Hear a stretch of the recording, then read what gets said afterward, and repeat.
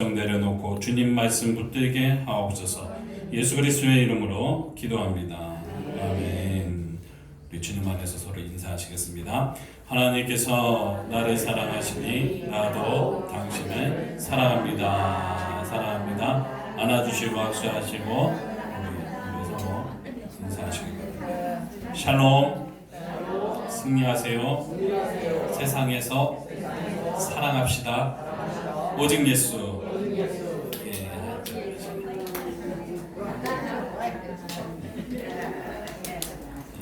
오해가 생기면 세 걸음 물러나면 이해가 되고 이해가 되면 사랑할 수 있습니다. 사랑. 눈을 보면서 다크서클 보시면 돼요.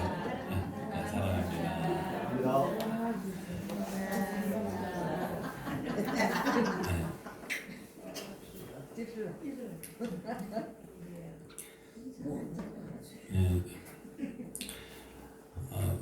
저와 여러분 2020년 새해를 시작을 했습니다. 2020년에는 우리가 분노하기보다는 웃으며 살게 되시길 주의 이름으로 축복합니다. 사람을 보면 웃을 수 없습니다. 우리 주님 보면서 웃게 되시길 바랍니다. 우리 옆에 보고 한번 웃겠습니다. 이 그냥 웃으면 행복해진대요. 행복한 일이 생기기 때문에 행복이 아니라 웃으면 행복이 찾아옵니다. 우리가 이제 사람을 보면 웃을 수 없습니다. 주님 바라보면서 웃게 되시고요. 눈에 보이지 않는데 우리가 주님을 어떻게 보냐고요? 주님 하나님을 보는 방법은 눈으로 보는 것이 아닙니다. 하나님은 믿음으로 봅니다. 믿음만으로 어떻게 하나님을 볼 수 있을까요? 네, 맞습니다. 믿음만으로는 안 됩니다. 하나님은 우리에게 하나님을 볼 수 있도록 알려주시고 계시하셨습니다. 그것이 말씀이에요. 믿음은 들음에서 난다고 했습니다. 그 말씀을 듣고 말씀을 보고 말씀을 깨달을 때 우리가 믿음이 생기고 이 믿음을 통해서 하나님을 볼 수 있습니다. 오늘 말씀에 하나님은 말씀이라고 이야기하고 있습니다. 1절 말씀을 함께 봉독합니다. 태초에 말씀이 계시니라. 이 말씀이 하나님과 함께 계셨으니 이 말씀은 곧 하나님이시니라. 아멘. 요한 사도는 하나님을 말씀으로 표현을 했어요. 하나님이 말씀이시래요. 우리는 선뜻 이 표현에 대해서 잘 이해할 수가 없습니다. 왜냐하면 하나님이 글자인가? 하나님이 글은 아니잖아. 문자는 아니잖아. 이렇게 생각이 들기도 합니다. 요한이 왜 하나님을 말씀으로 설명을 하고 있는 것일까요? 우리가 이 성경하면 말씀하면 성경을 떠올리는데 이 말하다라는 것이죠. 흔히들. 근데 말씀은 말과 말 더하기 씀이 더해졌습니다. 국어사전에 보니까요. 말씀은 상대방의 말을 높여 이르는 말이라고 표현하고 있습니다. 이 훈민정음 보면요. 나라 말싸움이라고 시작을 하잖아요. 영어로 tell, talking 이렇게 표현할 수 있는데요. 말하다 이런 뜻을 가지고 있습니다. 그런데 이제 성경의 말씀은요. 국어 사전과 영어 사전과 같지 않습니다. 오늘 성경에서 말씀을 헬라어로 로고스라고 합니다. 이 로고스는 우리나라에서 로고스는 말이라고 표현하는데 그런데 유대인과 지중해 전역 유럽 문화권에서 이 로고스는 그 의미가 완전히 틀려집니다. 예수님은 유대인이었어요. 그리고 예수님은 아람어를 사용하셨습니다. 영어를 사용하신 게 아니라 아람어를 썼습니다. 그런데 이 유럽과 로마와 이 헬라 지역에서 사용하는 언어는 헬라어였어요. 헬라어. 그리스어였죠. 이 복음이 전파되면서 예수님에 대해서 예수님이 하나님의 아들임을 이 유럽 지역의 헬라 지역의 헬라 문화권에 이 복음을 전해야 되는데 하나님에 대해서 소개를 해야 되는데 너무도 어려운 거예요. 왜냐하면 문화가 틀리거든요. 예수님은 하나님의 아들이고 독생자이시다. 이런 사실을 복음을 전파하면서 설명을 해야 되는데 아무리 해도 이해가 되지 않는 겁니다. 어려운 겁니다. 문화가 틀리기 때문이에요. 언어도 틀리고요. 삶의 양식이 틀립니다. 여러분 문화가 틀린데 어떻게 이해를 합니까? 저번에 어떤 권사님이 말씀하시는데 목사님 기튀김 먹어보셨어요? 그러셨어요. 그래서 기튀김이라고 하시길래 김튀김이나 보다. 그래서 김튀김 먹어봤죠. 제가 이렇게 대답을 했어요. 그랬더니 여럿이서 저를 보고 웃고 계셨어요. 김튀김이 아니라 나중에 알고 보니까 이 기튀김이 김이 아니라 개였어요. 그래서 깜짝 놀랐어요. 그래서 이 문화가 틀린 것이죠.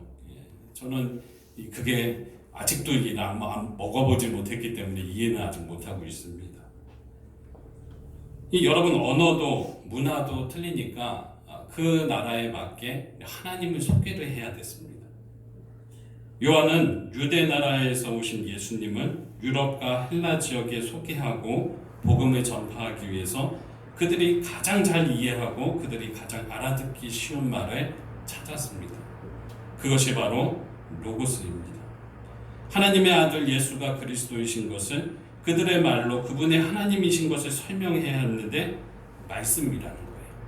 하나님을 이해하기 가장 좋은 것이 로고스 말씀이라는 겁니다. 그렇다면 이 로고스 로마와 헬라 지역에서 이 로고스가 어떤 의미이고 유대 지역에서 로고스가 어떤 의미일까요?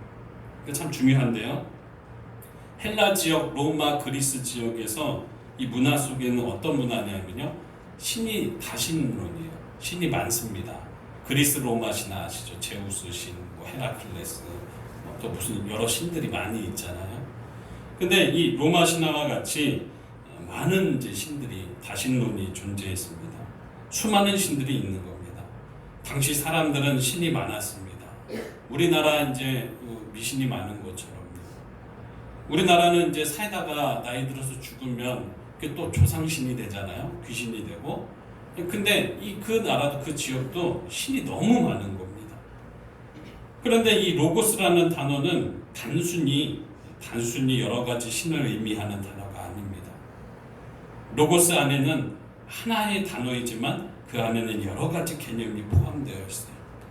유대인이나 로마인이나 헬라인이나 이방인이나 모두 다른 사람들이지만 로고스 안에는 하나이다라는 그 인식이 그 지역의 문화였습니다.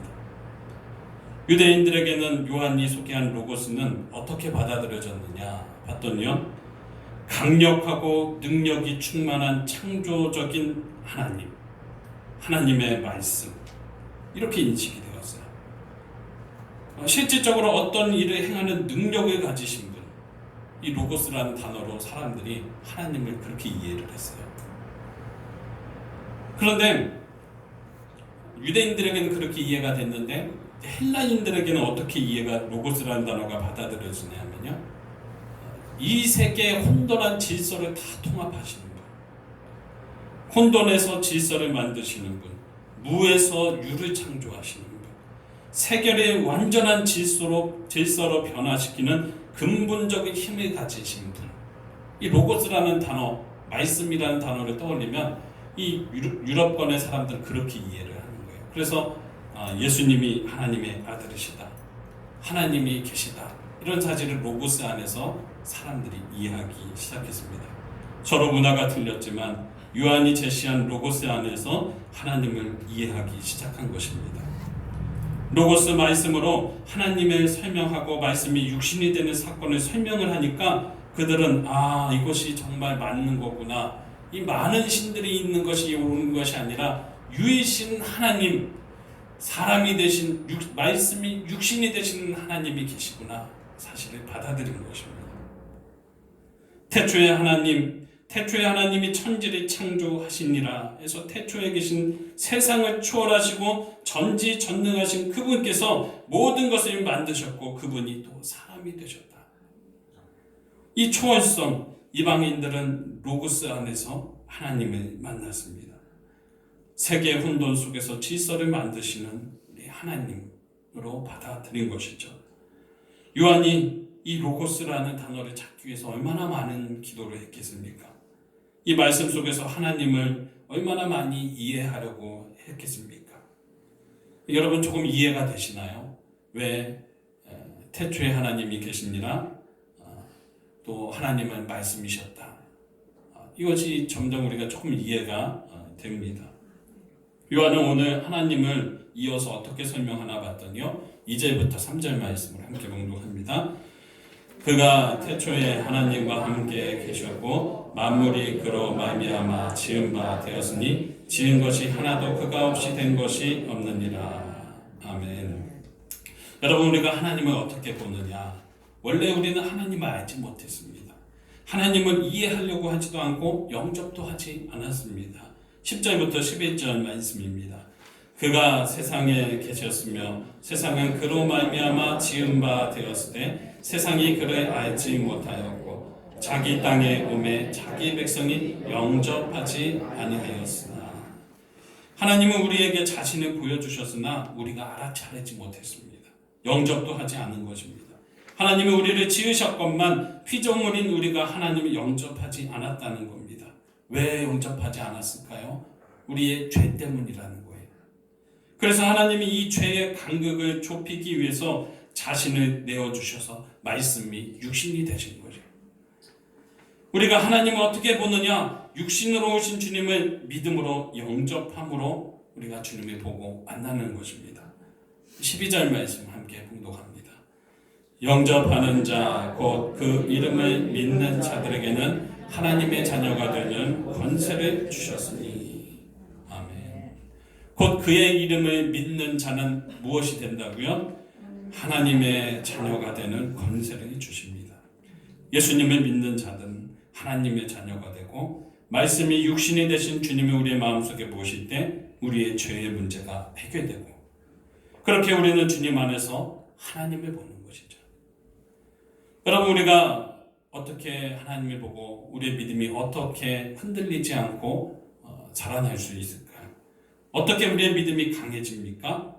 주님의 말씀이 내 안에 있어야 됩니다. 아멘. 따라합니다. 주님의 말씀이 내 안에 있어야 합니다. 아멘. 저는 올해 2020년 새해 그 교회 표어를 이렇게 정했습니다. 말씀의 은혜 받아 변화되어 나누는 삶. 우리 함께 한번 따라서 읽어볼까요? 앞에 말씀의 은혜 받아 변화되고 나누는 삶. 아멘. 이렇게 정한 이유는요, 먼저 우리가 하나님의 말씀의 은혜를 받아야 합니다. 말씀이 없는 삶은 상상도 할 수 없어요. 창세기 12장 4절 말씀을 보게 되면 아브라함이 하나님의 부르심을 받습니다. 그리고 하나님께서 요구하십니다. 너는 너의 고향 친척 아비 집을 떠나서 내가 너에게 보여주는 땅으로 가라. 이 말씀은요, 이제 잘 살고 있었습니다. 그러니까 부모님을 의지하고 있었고 땅도 있었고 재산도 있었고, 그런데 하나님께서 갑자기 내가 지시한 땅으로, 내가 보여주는 땅으로 가라는 겁니다. 이 말은 이제 너가 의지했던 부모님, 너가 의존하고 살았던 모든 삶의 터전, 그것을 의지하지 말아라. 그걸 의지하면 안 된다. 너가 이제까지 의존해서 살았던 모든 삶의 터전을 의지하지 말고 나 하나님을 의지하며 살아가라. 나를 의지하면 너가 이곳을 의지할 수 있는 것이 참 많은데, 돈도 있고 땅도 있고 친구도 있고 여러 가지 삶의 터전이 여러 가지 있고 우상들도 있고 여러 가지 다신들이 많은데, 그런데 나를 의지하는 것은 이 많은 것이 채워져 있는 것이 아니다. 척박하지만 가나안 땅이라는 것이 그렇게 좋은 땅은 아니지만 나와 함께하는 그 땅이 정말 귀한 땅이고 복된 땅이다. 이런 의미에서 내가 너를 지시하는 곳으로 가라. 아브라함에게 지시를 내리시죠. 그런데 뜬금없이 이제 하나님께서 이사를 가라고 하는 겁니다. 그동안 내가 의지했던 것들을 다 내려놓고 내가 가라는 곳으로 가라는 것이죠. 이 요구에 아브라함이 어떻게 반응하느냐? 창세기 12장 4절 말씀 함께 봉독합니다. 이에 아브라함이 여호와의 말씀을 따라갔고, 아멘. 여기까지 있습니다. 아브라함이 여호와의 뭐를 따라갔습니까? 말씀을 따라간 거예요. 그때 나이가 75세였습니다. 나이가 들었는데, 오늘 두 분이 임명을 받으셨는데 나이가 드셨잖아요. 그래도 하나님께서 부르신 거예요. 그 말씀 따라 가는 거죠. 아브라함이 나이가 들었고 터전을 잡고 살아갈 나이였으나 그는 말씀을 따라갔습니다. 말씀을 따라가는 삶을 살았습니다. 그랬더니 믿음의 조상이 되고 믿음을 통해서 불가능을 가능한 것으로 이루시는 하나님을 만나게 됩니다. 말씀에 따라가서 믿음의 조상이 되고 복의 조상이 되었습니다. 여러분, 말씀 따라가면 여러분에게 믿음이 생길 것입니다. 올해 여러분이 말씀 안에서 여러분 안에 말씀이 거하게 되시길 주의 이름으로 축복합니다. 그렇지 않으면 우리의 마음속이 너무나도 쉽게 흔들려요. 하나님의 말씀이 없으면 우리가 너무 쉽게 흔들립니다. 지난 한 해를 2019년 한번 돌아보세요. 우리가 얼마나 쉽게 변했습니까? 쉽게 변덕도 내고요. 은혜도 받고 기도도 하고 예배도 드리고 심지어 새벽 예배도 드렸는데, 그런데 우리 마음속에 불쑥불쑥 올라오는 분노, 혈기가 사라지셨습니까? 말 하나에 걸려 넘어질 때가 얼마나 많이 있었습니까? 내 마음을 후벼파는 말들이, 내 마음을 괴롭게 하는 이야기들이, 사람들의 시선들이 얼마나 나를 괴롭게 했습니까? 그런데 문제는 나도 그렇게 했어요. 나도 상처 줄 때가 많았다는 겁니다. 사람은 그렇게 내가 가진 말로는, 인간의 말로는 무엇을 하나 앞으로 갈 수 있는 사람이 없어요. 우리 안에서 하루에도 수도 없이 머리가 뽀개질 정도로 고민하고 쓰러지고 넘어지고 사람에게 상처받고 상처 주고 말 때문에 괴롭게 됩니다. 그런데 하나님의 말씀이 우리 안에 거하면 우리가 그 모든 것을 이길 수 있습니다. 하나님의 말씀 가운데 거하지 않으면요, 시험이 너무 쉽게 찾아와요. 예레미야 31장 8절 말씀 보게 되면 충격적인 결과를 볼 수 있어요. 이제 함께 봉독합니다. 보라, 나는 그들을 북쪽 땅에서 인도하여 땅 끝에서부터 모으리라. 그들 중에는 맹인과 다리 저는 사람과 잉태한 여인과 해산하는 여인이 함께 있으며 큰 무리를 이루어 이곳으로 돌아오리라. 아멘. 이 말씀은 이스라엘 백성들이 포로에서 돌아올 것이다 라는 예언의 말씀입니다. 이 말씀은요, 북이스라엘, 북왕국에게 주신 말씀이에요. 이 아수르 제국에게 포로로 잡혀간 북이스라엘의 북왕국의 백성들이 훗날 돌아오게 될 것이다. 이 하나님의 약속이죠. 이스라엘은 두 나라로 갈라졌습니다. 북왕국과 남왕국으로 갈라졌습니다. 북왕국은 아수르 제국에게 멸망하고요, 남왕국은 한참 지나서 바벨론 제국에게 멸망합니다. 북왕국이 먼저 아수르 제국에 멸망했는데 이 북왕국에 있었던 백성들을 다 포로로 잡아가서 다른 나라에서 살게 했습니다. 그런데 한참 후에 남왕국도 바벨론 제국에 멸망당하고 다 포로로 잡혀갔습니다.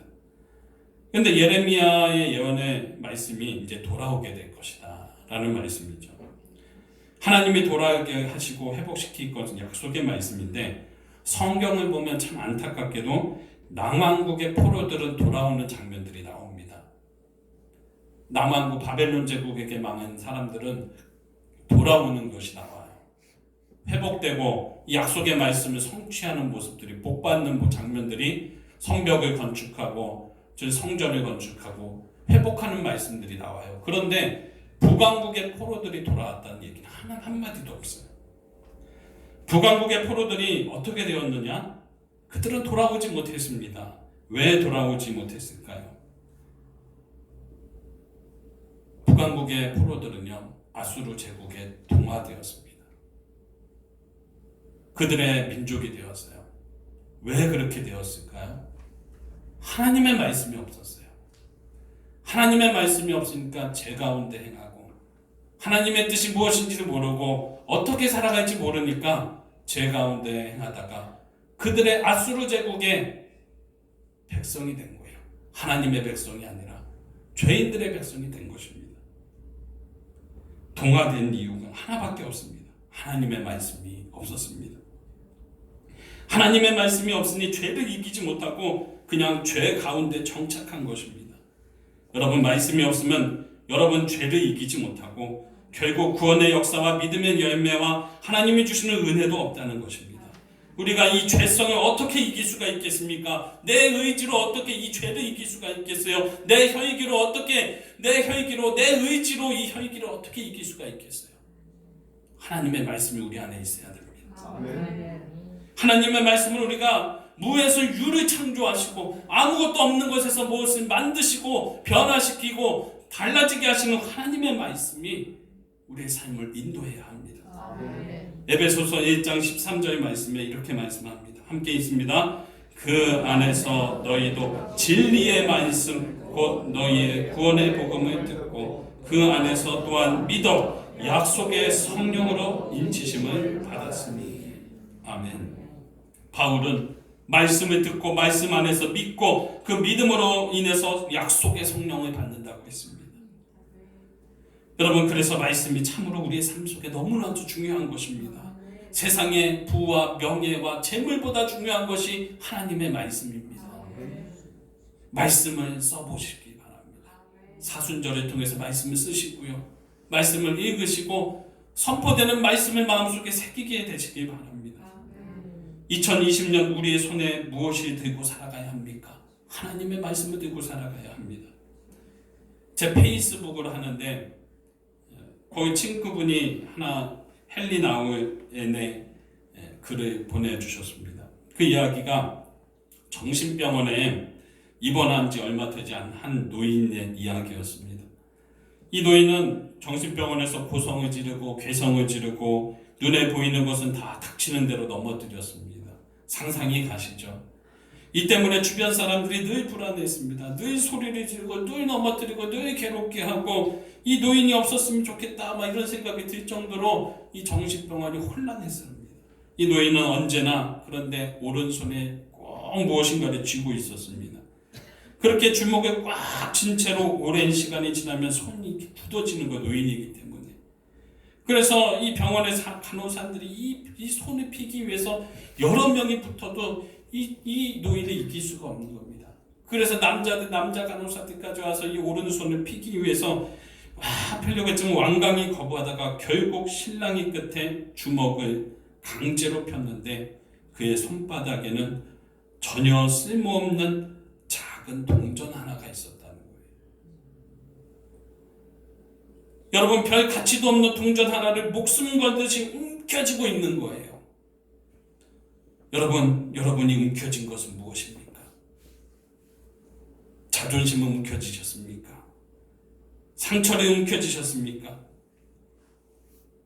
내 의지를, 내 지식을 움켜쥐셨습니까? 그것 때문에 분노하시고 그렇게 한 해를 보내오셨습니까? 그리고 새해를 또 맞이하고 계십니까? 또 이 새해에도 움켜쥐고 살아가실 것입니까? 이제 그 손에 있는 동전을 내려놓을 때입니다. 그리고 말씀을 움켜쥐시기 바랍니다. 하나님의 말씀을 붙들고 순종하시면 우리 믿음이 생길 겁니다. 그 믿음은 여러분을 흔들리지 않게 할 것입니다. 더 이상 자존심이, 내가 움켜쥔 자존심이, 내가 가지고 있는 것이 나를 움직이지 못할 것입니다. 우리가 그렇게 말씀의 변화를 받아서, 은혜를 받고 변화받아서 그 사랑을, 하나님의 사랑을 나누게 되시는 저와 여러분 다 되시길 주의 이름으로 축복합니다. 아멘. 여러분, 그렇게 우리가 말씀 따라갈 때 여러분, 주의 종이 이렇게 말씀 전하는 것을 사람의 말로 듣지 마시고 하나님의 말씀으로 들으셔서 2020년 변화하는 한 해를 맞이하게 되시길 주의 이름으로 축복합니다. 이 시간 함께 전능하신 나의 주 하나님 될단의 찬양 부르십니다.